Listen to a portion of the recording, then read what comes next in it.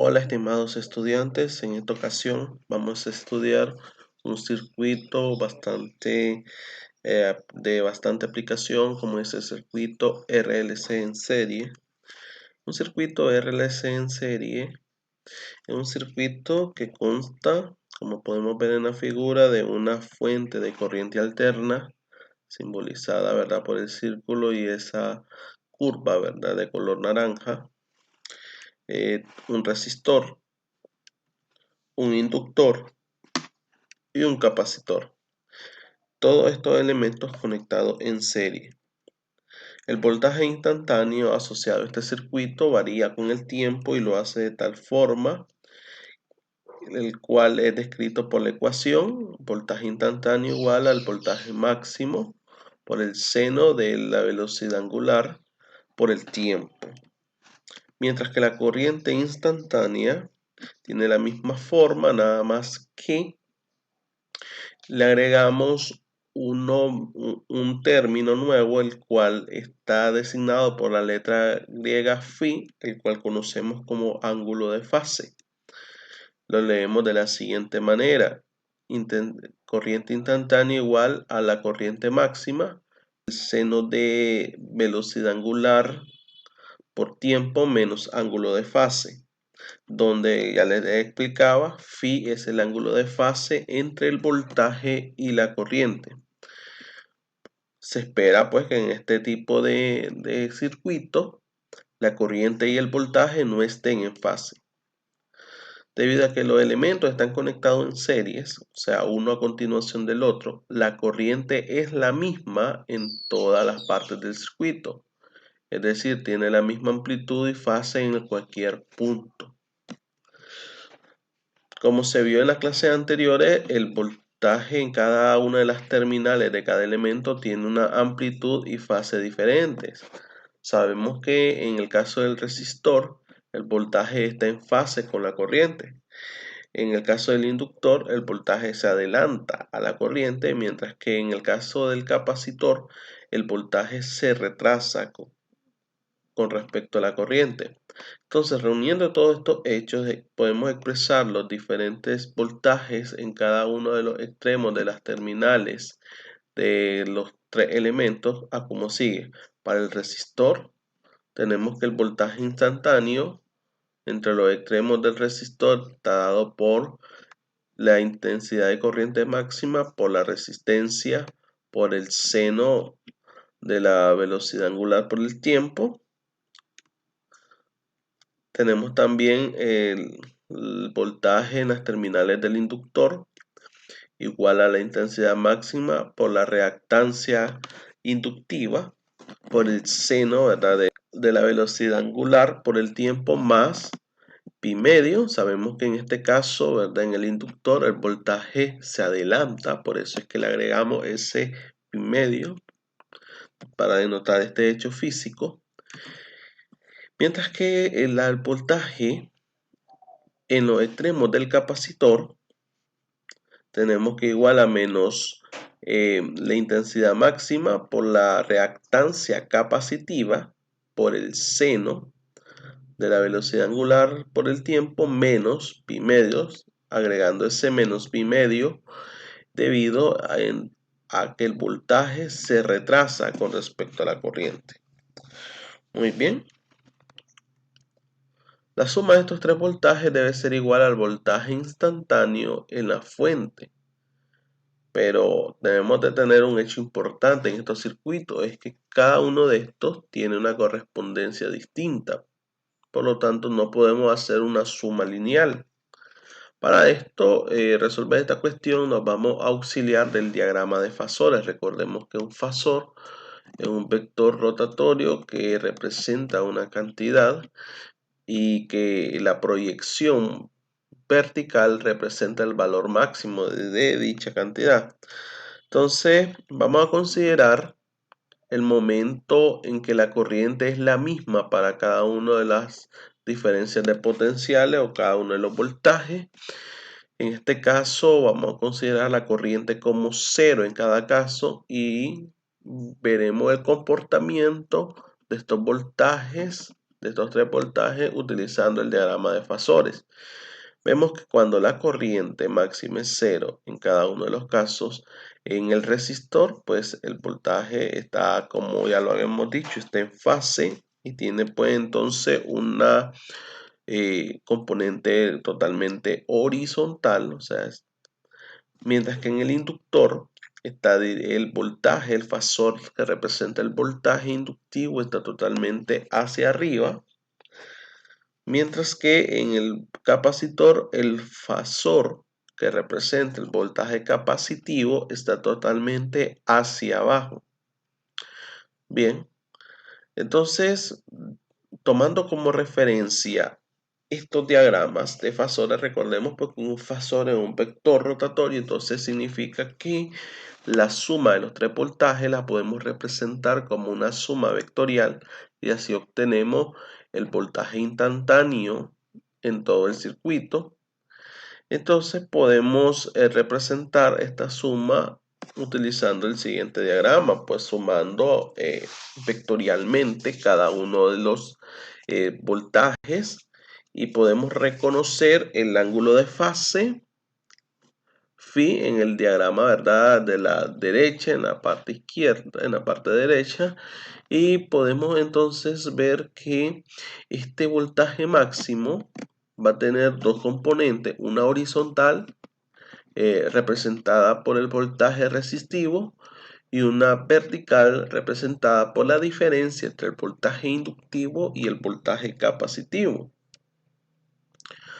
Ok, considerando todo esto, podemos concluir que la magnitud del voltaje máximo va a ser igual a la raíz cuadrada del voltaje resistivo al cuadrado más el voltaje capacitivo menos el voltaje el voltaje inductivo menos el voltaje capacitivo elevado al cuadrado. Esto es no otra cosa más que la norma o la magnitud de un vector aplicado a este caso. Esta expresión la podemos expresar al considerar de una manera más simplificada, sabiendo que el tiempo es igual a 0 cuando la corriente es 0. Entonces, esto lo podemos expresar de la siguiente manera. Entonces, la intensidad máxima por la resistencia al cuadrado, lo que hicimos es sustituir las equivalencias para cada uno de los voltajes. Por ejemplo, el voltaje resistivo, recuerden que era la intensidad máxima por la resistencia por el seno del ángulo de la velocidad angular por el tiempo.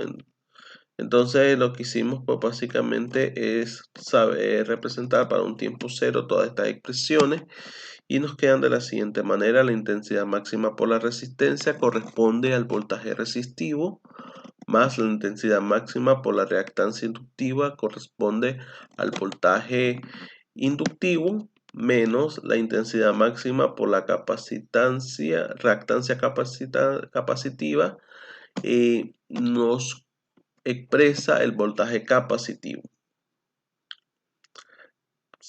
Trayendo el factor común que es la intensidad máxima, obtenemos entonces la siguiente expresión: voltaje máximo igual a la intensidad máxima por la raíz cuadrada de la resistencia más la diferencia de la reactancia inductiva y la reactancia capacitiva elevada al cuadrado. Si observamos bien y somos muy meticulosos con nuestro estudio, podemos ver que esta expresión es similar a la ley de Ohm para el caso, ¿verdad?, de definir este término bajo el radical, puesto que recordemos que la resistencia y las reactancias, tanto capacitivas como inductivas, tienen unidad de medida la misma, la cual es el ohm. Bien, este hecho lo vamos a ver un poquito más adelante. Mientras tanto, representemos la corriente máxima como corriente máxima igual a la diferencia de potencial máximo o voltaje máximo dividido entre el radical de la resistencia al cuadrado más la diferencia de las capacitancias inductiva y capacitiva respectivamente. Podemos definir este radical como una cantidad física llamada impedancia, que viene siendo como la resistencia a los cambios de corriente, o mejor dicho, a los cambios de fase de la corriente con respecto al voltaje. Y definimos este término de impedancia como la raíz cuadrada de la resistencia más la diferencia entre la capacitancia inductiva y la reactancia capacitiva elevado al cuadrado, donde la impedancia está en ohms, o sea, podemos expresar esto como la intensidad máxima igual a la diferencia potencial máxima o voltaje máximo entre la impedancia.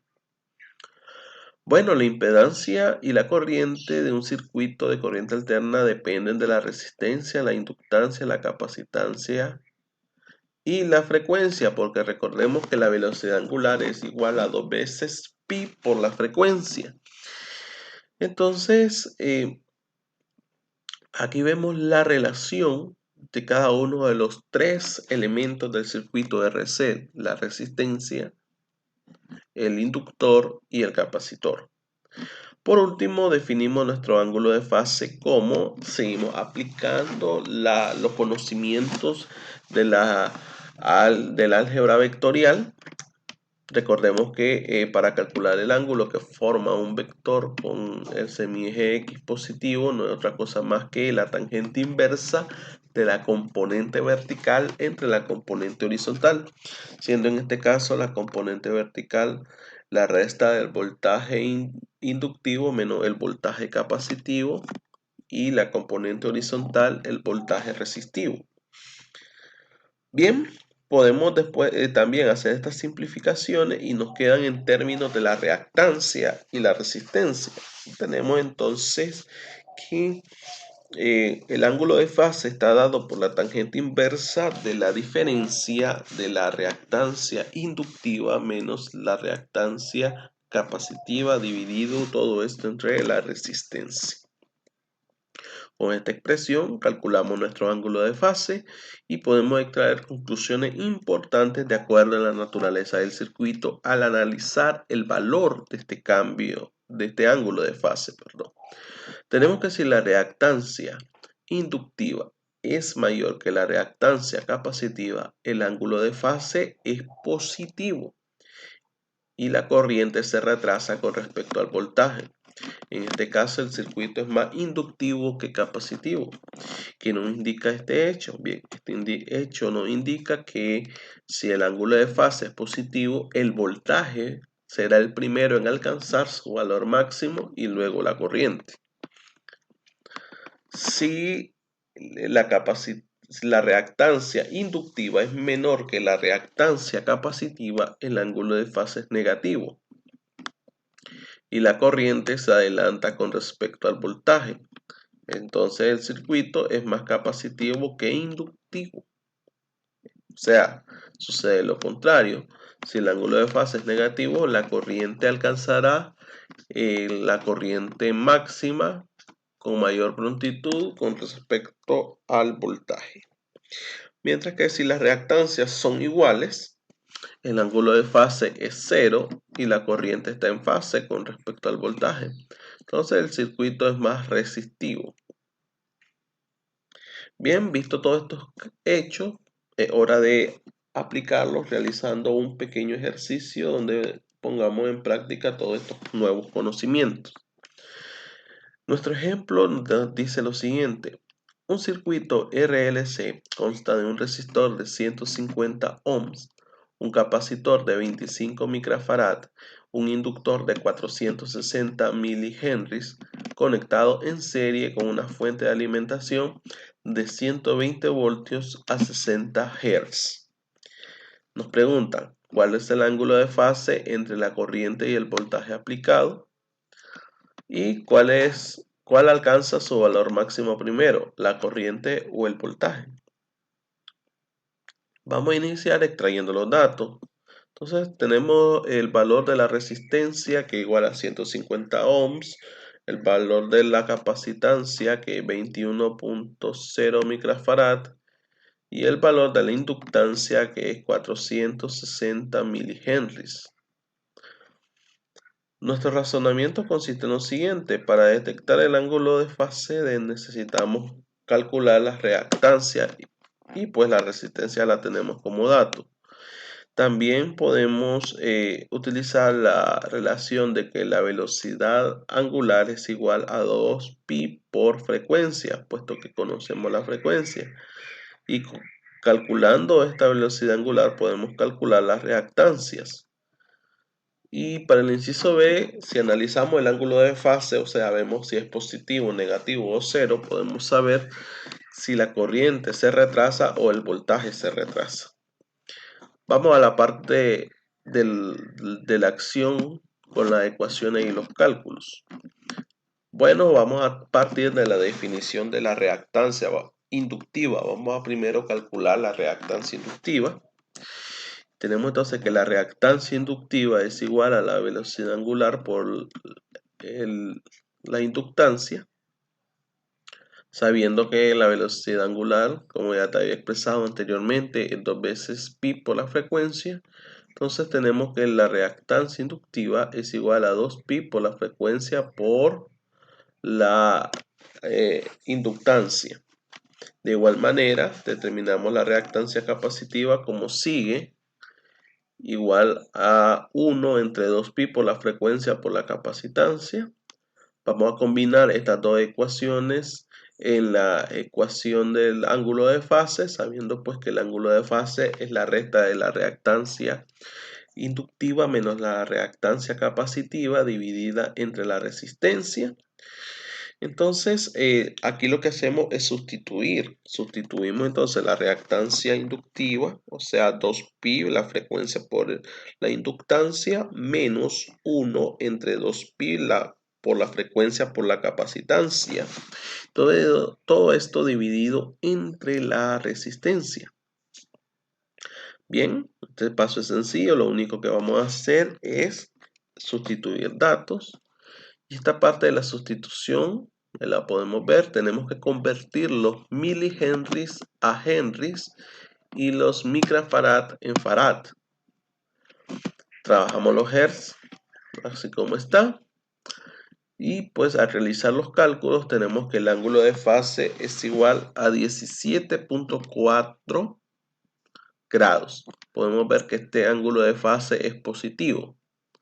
Por lo tanto, la corriente se retrasa al voltaje y podemos concluir que el voltaje alcanza primero su valor máximo.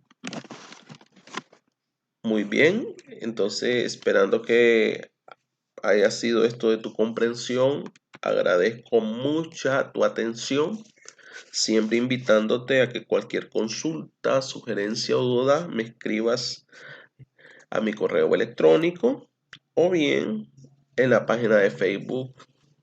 Sin nada más que agregar, entonces, y nos vemos hasta la próxima.